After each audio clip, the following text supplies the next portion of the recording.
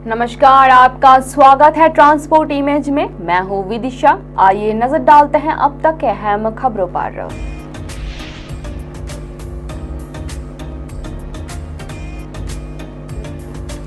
जम्मू कश्मीर में शोपियां में सुबह सुबह एक्शन। सुरक्षा बलों ने लश्कर के 3 आतंकियों को मार गिराया।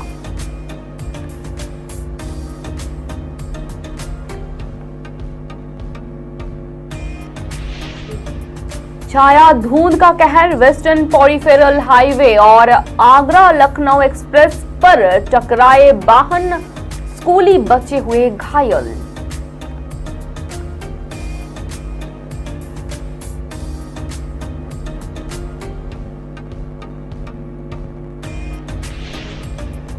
यूपी के इलाहाबाद सेंट्रल यूनिवर्सिटी में जमकर हुआ बवाल।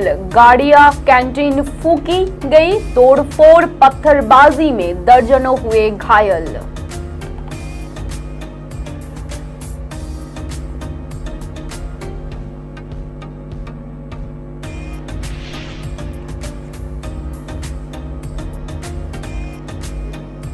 राजस्थान में गरीबों को 500 रुपए में मिलेगा अब गैस सिलेंडर। अशोक गहलोत ने किया बड़ा ऐलान।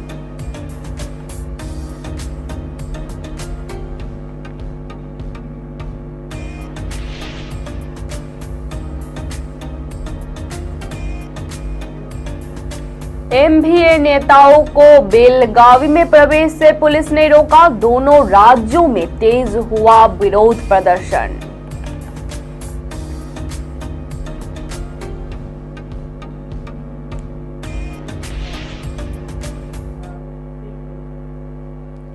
आइए जानते हैं खबरें विस्तार से।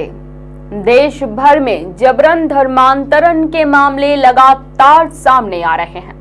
कई राज्य इस संबंध में कानून भी बनाए हैं। अब हरियाणा में शादी के लिए धर्मांतरण को लेकर कानून लागू हो गया है। मंगलवार को हरियाणा के राज्यपाल ने धर्मांतरण पर रोक लगाने वाले कानून को मंजूरी दे दी है। ऐसे में अब हरियाणा में कोई भी महिला और पुरुष शादी के लिए धर्म नहीं बदल पाएंगे। हरियाणा सरकार की ओर से इस संबंध में अधिसूचना जारी हो गई है। अधिसूचना के अनुसार जबरन मतांतरण पर कठोर सजा का प्रावधान किया गया है। यदि कोई कानून की अवहेलना करता है तो 10 साल की सजा और 5 लाख तक जुर्माना हो सकता है।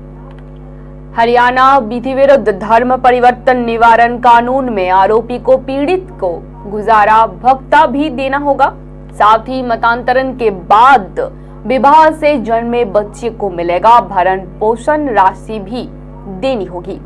यदि किसी आरोपी की मृत्यु होती है तो अचल संपत्ति को नीलाम करके पीड़िता को भरपाई की जाएगी। गौरतलब है कि मार्च 2022 में बजट सत्र में हरियाणा सरकार ये विधेयक लाई थी। विधानसभा में पास होने के बाद उसे राज्यपाल की मंजूरी के लिए भेजा गया था। अब इस संबंध में नोटिफिकेशन जारी हुआ और ये कानून प्रदेश में लागू हो गया है।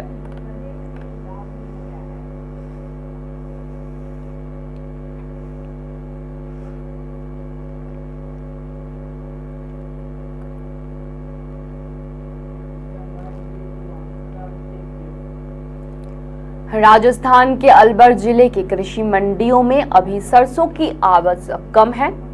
इन दिनों पूरे जिले में प्रतिदिन सरसों के करीब 10,000 कट्टे आ रहे हैं। आगे आने वाले दिनों में सरसों की आवक में तेजी होने की संभावना कम है। जिले में इस बार सरसों की बम्पर बुआई हुई है। इस वर्ष सरसों की बुआई 2.80 लाख हेक्टेयर में हुई है। पिछले वर्ष की तुलना में इस बार 2,000 हेक्टेयर ज्यादा में सरसों की बुआई हुई है। कृषि विशेषज्ञों के अनुसार अभी मौसम सरसों अनुकूल है, जिसके कारण माना जा रहा है कि इस बार सरसों की उपज बेहतर होगी। वहीं इस बार प्याज की फसल में किसानों को नुकसान उठाना पड़ रहा है। प्याज से परेशान किसान अब सरसों से मुनाफा कमाने के लिए उत्साहित हैं।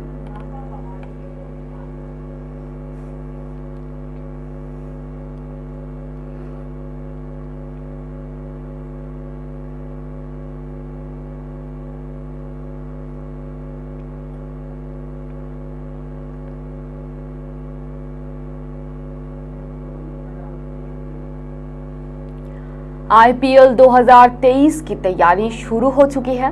मिनी नीलामी में अब बस कुछ ही दिन शेष हैं। ऐसे में सभी फ्रेंचाइजी अपने पसंदीदा खिलाड़ियों पर नजर गड़ाए हुए हैं। इस बार रॉयल चैलेंजर्स बेंगलोर की टीम खिताब जीतने के लिए खास रणनीति अपनाना चाहेगी। आरसीबी की टीम ने आज तक एक भी बार खिताब नहीं जीता है। हालांकि ये टीम 3 बार फाइनल में पहुंचने में कामयाब हुई है। आरसीबी की समस्या हमेशा से गेंदबाजी रही है। उनकी नजर इस साल दक्षिण अफ्रीका के तेज गेंदबाज बेन पार्नल और इंग्लैंड के स्पिनर आदिल रशीद पर होगी। दोनों ही खिलाड़ियों के बेस प्राइस कम है। बेन पार्नल की बेस प्राइस 75 लाख रुपए है, तो वही आदिल रशीद की 2 करोड़। आरसीबी ने इस साल कुल 5 खिलाड़ियों को रिलीज किया है। इस तरह आरबीसी की टीम के पास अभी कुल 18 खिलाड़ी हैं।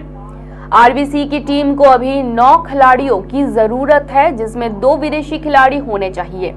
23 दिसंबर को होने वाली मिनी नीलामी के लिए आरबीसी की टीम के पास 8.75 करोड़ रुपए है बचे। ऐसे में वो बड़े खिलाड़ियों पर बोली नहीं लगा सकती।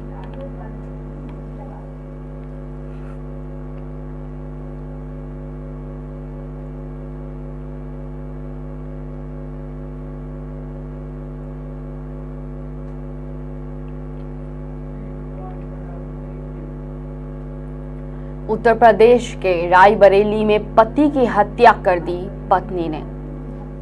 पत्नी को पुलिस ने गिरफ्तार कर लिया है। आरोप है कि पत्नी ने पति को पलंग की पट्टी से पीट कर मौत के घाट उतारा था। बाद में पति के शव के साथ आराम से सो गई। सुबह उठकर बच्चों को हिदायत दी कि पापा को जगाना नहीं है और अपना ब्यूटी पार्लर में काम करने के लिए चली गई। दिन भर ब्यूटी पार्लर पर काम किया।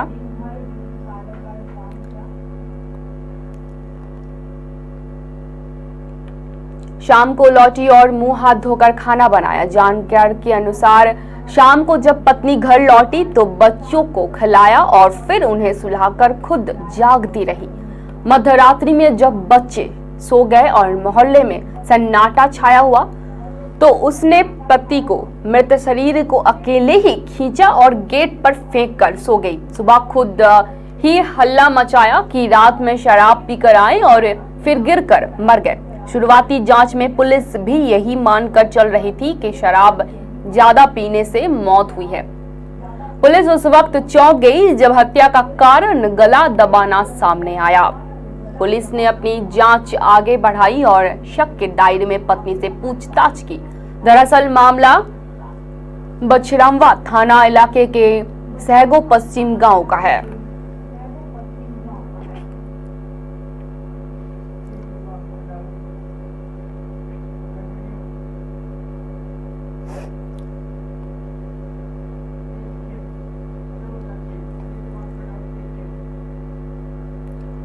उत्तर भारत में कोहरे और धुंध का कहर देखने को मिल रहा है। उत्तर प्रदेश के नोएडा में कोहरे और धुंध की वजह से मंगलवार को बड़ा हादसा हुआ। यहां पर एक बस हादसे का शिकार हो गई। घटना में एक शख्स की मौत और 20 से ज्यादा लोग घायल हो गए। घायलों को अस्पताल पहुंचाया गया। पुलिस मामले की जांच कर रही है। जानकारी के अनुसार 60 से अधिक सवारों से भरी डबल डेकर बस आगरा से नोएडा के लिए जा रही थी। इस दौरान गौतम बुद्ध नगर के थाना दनकोर क्षेत्र के अंतर्गत पेरीफेरल और गलगोटियों के बीच बस कंटेनर के पीछे चल रही थी। इस दौरान अचानक कंटेनर रुका और अधिक कोहरा होने का कारण बस पीछे से टकराकर रेलिंग से नीचे उतर गई। बस में लगभग 7 यात्री सवार थे, जिनमें 20 से अधिक लोग घायल हो गए। सभी घायलों को निकालकर पुलिस ने अस्पताल भेजा है। एक व्यक्ति की अस्पताल उपचार के दौरान ही मौत हो गई।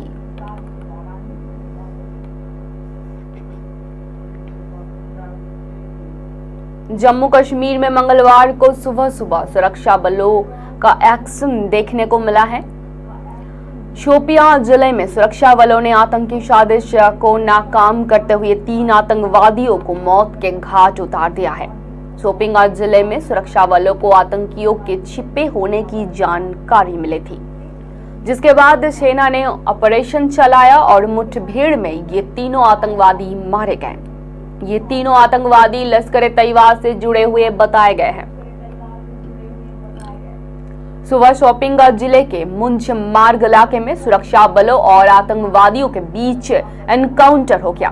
शोपियां जिले के मुंज मार्ग में एनकाउंटर के दौरान भारतीय जवानों ने प्रतिबंधित आतंकी संगठन लश्कर से जुड़े 3 आतंकवादियों को मार गिराया। मारे गए आतंकवादियों की शिनाख्त की जा रही है। इलाके में सेना लगातार सर्च अभियान चला रही है। कश्मीर जोन पुलिस ने इसकी जानकारी दी है।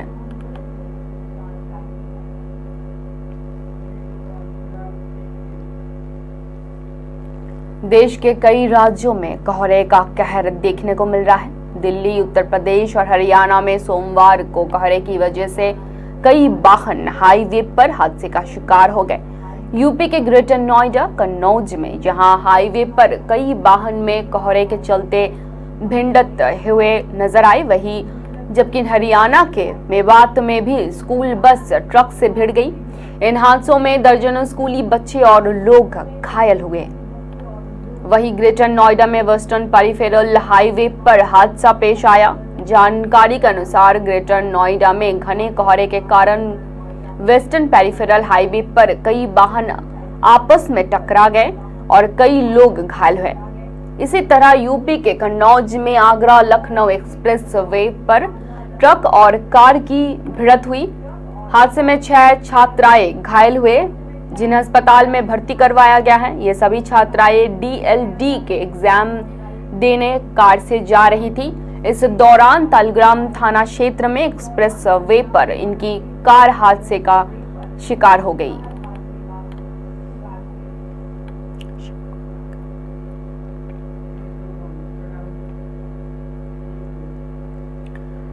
पूरब का ऑक्सफोर्ड कही जाने वाली इलाहाबाद सेंट्रल यूनिवर्सिटी सोमवार देर शाम जंग का मैदान बन गई थी।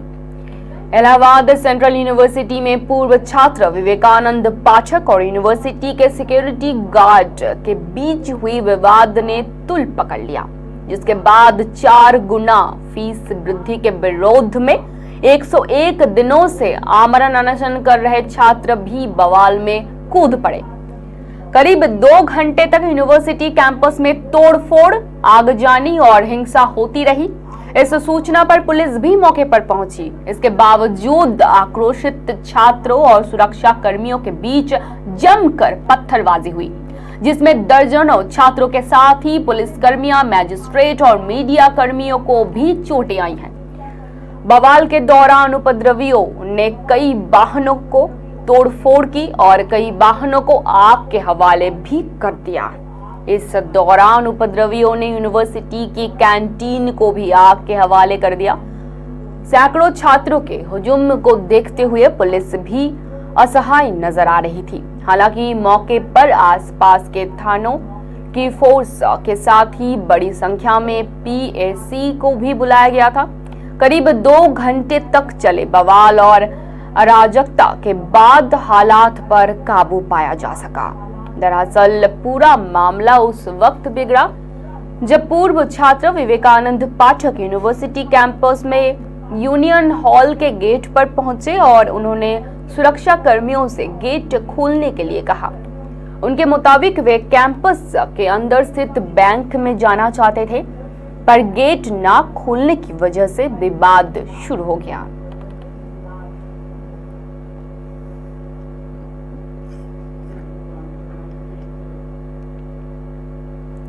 राजस्थान में कांग्रेस सरकार के 4 साल पूरे होने और विधानसभा चुनाव से करीब 1 साल पहले सीएम अशोक गहलोत ने बड़ी घोषणा की है। सीएम अशोक गहलोत ने आगामी 1 अप्रैल से गरीब परिवारों को 500 रुपए में गैस सिलेंडर देने की घोषणा की है। गहलोत ने यह घोषणा सोमवार को भारत जोड़ो यात्रा के तहत अलवर जिले के मलखेड़ा में आयोजित जनसभा में की। भारत जोड़ो यात्रा के दौरान सीएम अशोक गहलोत ने बड़ा चुनावी दांव खेलते हुए जिस मंच से यह घोषणा की, उस पर राहुल गांधी और कांग्रेस अध्यक्ष मल्लिकार्जुन खड़गे भी मौजूद थे। गहलोत की इस घोषणा को राजस्थान में अगले साल होने वाले विधानसभा चुनाव से पहले उनका बड़ा दांव माना जा रहा है।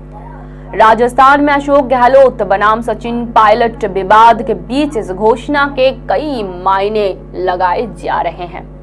गहलोत ने यह घोषणा ऐसे समय में की जब राजस्थान सरकार कई मोर्चों पर विपक्ष के निशाने पर है। गहलोत ने इस दौरान केंद्र सरकार पर भी जमकर निशाने साधे। गहलोत के इस घोषणा पर प्रदेश में अब सियासत और गर्मा गई है।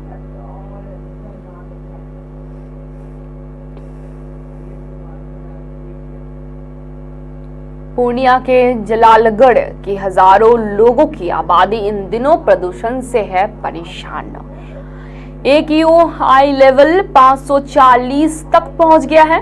लोग अपनी बेटी की शादी इस गांव में नहीं करना चाहते हैं। इसके पीछे एकमात्र कारण है जलालगढ़ रैक पॉइंट पर लगने वाले कोयला और गिट्टी की रैक से निकलने वाली धूल, जिस कारण पेड़ पौधों से लेकर लोगों के किचन तक काली सिहाई हो गई है। सैकड़ों लोगों में सांस की बीमारी की समस्या पैदा हो गई है। पूर्णिया के जलालगढ़ रेलवे स्टेशन पर बिहार का एक लौता रेलवे रैक पॉइंट है जहां कोयले का रैक आता है। यहां से बिहार के सभी जिले समेत दूसरे राज्यों में भी कोयला जाता है। स्थानीय लोगों का कहना है कि सप्ताह में 4 से 5 रैक आता है। जब ट्रकों के द्वारा ओवरलोड कर इस कोयले और गिट्टी की धुलाई की जाती है तो पूरा जलालगढ़ बाजार कोयले के डस्ट से भर जाता है। रैक पॉइंट से 1 किलोमीटर दूर तक लोगों के घरों में डस्ट फैल गया है।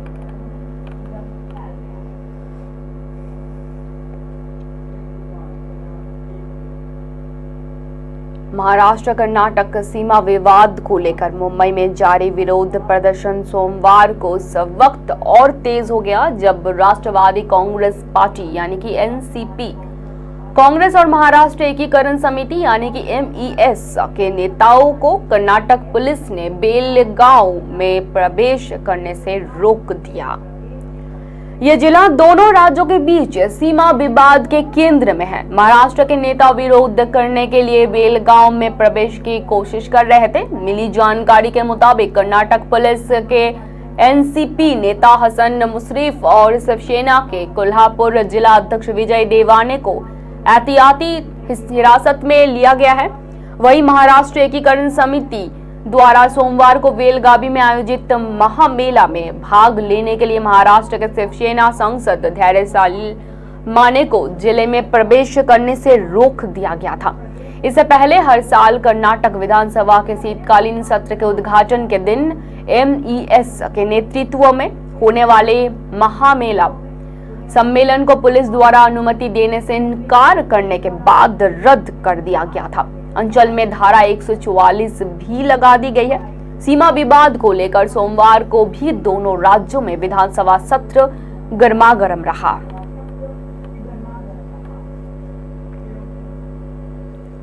जमुई शहर के जिस स्कूल में निकाय चुनाव का दिन में मतदान हुआ था, उस स्कूल में कुछ असामाजिक तत्वों के द्वारा रात में आग लगा दी गई। आग के कारण कमरे का एक दरवाजा पूरी तरह से आग से जलकर राख हो गया है। जिस कमरे के दरवाजे में आग लगाई गई उस कमरे में स्कूल का स्टोर रूम है। घटना की जानकारी हेडमास्टर शैल कुमारी ने नगर थाना को दी, जिसके बाद मौके पर पहुंची पुलिस छानबीन में जुट गई है। यह घटना जमुई शहर के हरनाहा मोहल्ले के सरकारी प्राइमरी स्कूल की है। बताया जा रहा है कि जम्मू शहर के वार्ड संख्या 11 में पढ़ने वाले स्कूल में रविवार के दिन में शहरी निकाय चुनाव का वोट डाला गया था और रात में आग लगा दी गई। हैरानी की बात तो यह है कि जिस मोहल्ले के बच्चों का भविष्य स्कूल में है संवारा जा रहा है, वहीं आग लगने वाले असामाजिक तत्वों की किसी ने पहचान नहीं की। जबकि दबे जुबान से सब कहते हैं कि यहाँ स्कूल खत्म होने के बाद अड्डाबाजी शुरू होती है। असामाजिक तत्व नशीली पदार्थ शराब का सेवन भी करते हैं। स्कूल परिसर या छत पर ऐसे कई चीज देखने को मिल जाएंगी जो आपत्तिजनक और नशीली चीजों से जुड़ी हुई हैं।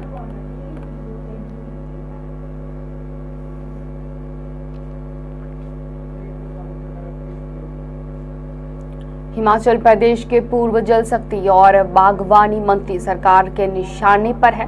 सुक्खू सरकार लगातार जयराम सरकार के फैसलों को पलट रही है।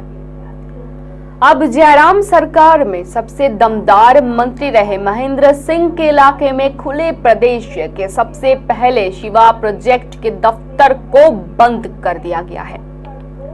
शिवा प्रोजेक्ट का प्रदेश का पहला कार्यालय पूर्व कैबिनेट मंत्री रहे महेंद्र सिंह के हलके धर्मपुर के सिद्धपुर में चला आ रहा था। इस कार्यालय में उपनिदेशक समेत 13 अधिकारियों और कर्मचारियों को अब शिमला ज्वाइन करने के आदेश दिए गए हैं। सेंटर ऑफ एक्सीलेंस में कुंभ केंद्र भी आता है। इस दफ्तर की अधोसंरचना विकसित करने के लिए करीब 120 करोड़ रुपए खर्च किए गए हैं। बीते 27 अगस्त कार्यालय का संचालन शुरू हुआ था। बताया जा रहा है कि प्रशिक्षण भवन में करीब 500 किसानों के एक साथ रहने और खाने की व्यवस्था की गई थी। प्रशिक्षण का पहला बैच अभी बैठने ही वाला था कि इससे पहले अब दफ्तर बंद कर दिया गया है। इससे अलावा मंडी और कांगड़ा के कुछ अन्य दफ्तरों को भी बंद करने के आदेश दिए गए हैं।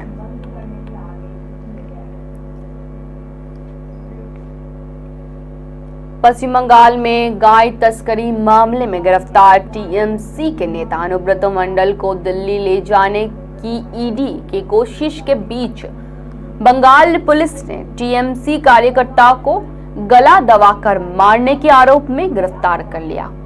गाय तस्करी मामले में केंद्रीय एजेंसियों द्वारा गिरफ्तार टीएमसी के हेवीवेट नेता अनुब्रत मंडल पर टीएमसी कार्यकर्ता को गला दबाकर मारने का आरोप लगाया गया है। इस आरोप में बंगाल पुलिस ने उन्हें गिरफ्तार कर लिया है। उसके बाद पुलिस ने उन्हें दुबराजपुर अदालत में पेश किया। अदालत ने उन्हें 7 दिनों की पुलिस हिरासत का आदेश दिया है। बता दें कि गाय तस्करी मामले में सीबीआई ने अनुब्रत मंडल को कुछ माह पहले गिरफ्तार किया था। उसके बाद ईडी ने अपने हाथ में मामला ले लिया। सोमवार को दिल्ली की कोर्ट ने अनुब्रत मंडल को दिल्ली ले जाने की इजाजत दे दी थी। उसके बाद बंगाल पुलिस ने टीएमसी कार्यकर्ता द्वारा दायर मामले में उन्हें गिरफ्तार कर लिया। इस तरह से आरोप लगा है कि बंगाल सरकार उन्हें दिल्ली ले जाने से रोकने की हर संभव कोशिश कर रही है। 1 साल पहले हुई घटना में तृणमूल कार्यकर्ता ने सोमवार को दुबराजपुर थाने में शिकायत दर्ज कराई थी। उसी के आधार पर यह गिरफ्तारी हुई है। मंगलवार को अनुब्रत को दुबराजपुर कोर्ट ले जाया गया। सूत्रों के मुताबिक पुलिस उसने 14 दिन की जेल की मांग की थी, लेकिन अदालत ने 7 दिन की पुलिस हिरासत दी। इससे अगले 7 दिनों तक अनुब्रत मंडल दुबराजपुर थाने में ही रहेंगे और पुलिस उनसे पूछताछ करेंगे। विपक्ष का मानना है कि बंगाल सरकार और तृणमूल कांग्रेस एकजुट होकर दिल्ली जाने से रोक नहीं सकती है। ईडी उन्हें दिल्ली ले जाने में सफल हो जाएगी। उन्होंने कहा कि सरकार के रवैये से साफ है कि अनुब्रत मंडल को बचाना चाहती है सरकार।